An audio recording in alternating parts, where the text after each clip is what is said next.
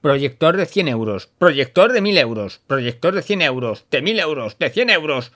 ¿Valdrá la pena realmente la diferencia? Empezando por el Bambo, incluye una maletita transportable que es bastante de agradecer.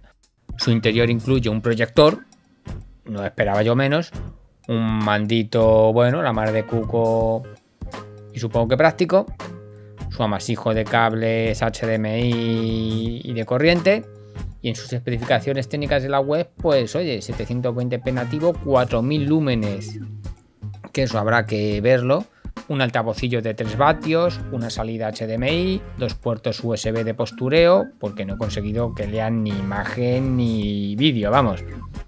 Salidita para cascos, salida VGA. Vamos, lo sensato para que como mínimo funcione. El BenQ de 1000 eurazos lo tengo instalado en el techo. Incluye obviamente muchas más opciones de entradas y salidas, sobre todo para audio. También cumple con los estándares de color Rec 709, tiene baja latencia para jugar a los juegos, 2200 lúmenes en contra de los 4000 supuestos del de 100 euros, resolución nativa 1080p, mucho mejor contraste, 15000 versus 2000, las horas de lámpara sí que son mucho menos, 2500 en contra de 50.000 horazas de la tecnología LED, pero vamos, que a día de hoy, si no te has gastado 100 euros en un puto proyector LED, la tecnología DLP y LED, salvo por las horas de lámpara, prácticamente están igualadas. Tiene más opciones para ajustar la imagen sin tener que mover físicamente el proyector. No va a haber efecto arcoiris en ninguno de los dos. Altavoz de 10 vatios en contra de los 3 vatios guarros del otro. Y obviamente es menos transportable este. Está preparado para que sea instalado en donde pilles. Ojo, cuidado con el ambientillo low cost. Revisionando de nuevo las ofertas de proyectores ultra baratos por la web, pues me he encontrado el mismo modelo, pero con otro nombre, al irreverente precio de los 100 euros prácticamente clavados. Y es que cómo no le das tú a querer luego al capitalismo. Es que le tienes que querer. El Bambo incluye una manecilla para corregir la deformación vertical y otra para el enfoque de la imagen.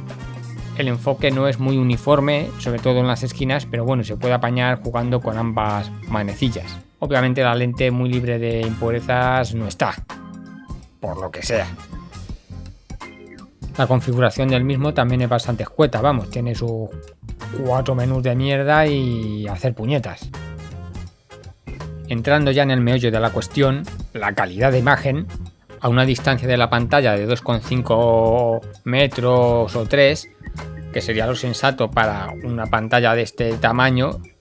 En concreto, esta es de 94 pulgadas en formato 16:9. Pues las diferencias entre el de 1000 euros y 100 euros no son tan abismales, en el tema al menos de la definición o que se pueda apreciar cierta pixelación de imagen.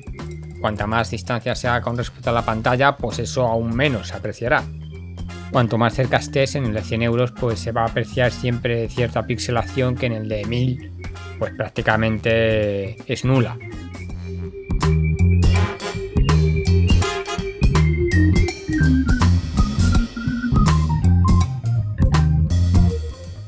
Hablando de lúmenes, pues obviamente nada que ver. El de 100 euros con sus supuestos 4000 lúmenes tiene como mínimo la mitad de potencia que el BenQ estando en modo eco, con sus 2200 lúmenes, que en modo eco debe estar en quizá 1600 porque le merma un 40% o así de luminosidad. Compensando la luz en cámara, la gran diferencia es la calidad y fidelidad de los colores. La gama de colores que abarca el BenQ es infinitamente mayor, sobre todo en rojos y en verdes, que el Bamba este de 100 euros guarros. Los colores de base son como más apagados e igual si no tuviese referencia de cómo deben ser los colores y la imagen como Dios manda, pues quizá cuele. Igualmente esto viéndolo in situ resulta aún más clara la diferencia. En el degradado de grises no hay una diferencia abismal, pero lo que es en el color, claramente el verde, amarillo y rojos, pues se ve que se salta gamas en los extremos. Aquí, por ejemplo, donde debería haber unas franjas de gradación tonal en cada color primario, pues se ve todo más plano que... Y en el BenQ pues sí se aprecian esas franjas, aunque en el verde afloje.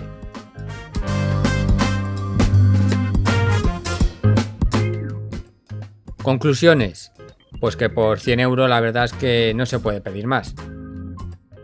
A una distancia de unos 3 metros da para una pantalla de unas 100 pulgadas o algo más.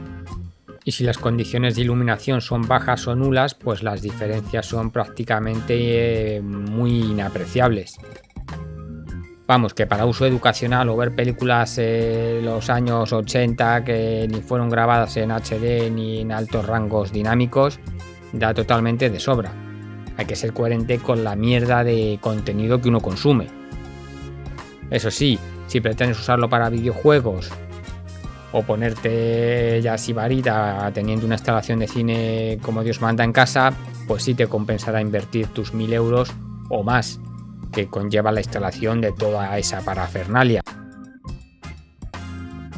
El de 100 euros tiene lo bueno de la portabilidad para poder montar un cineclub en cualquier tugurio que encuentres.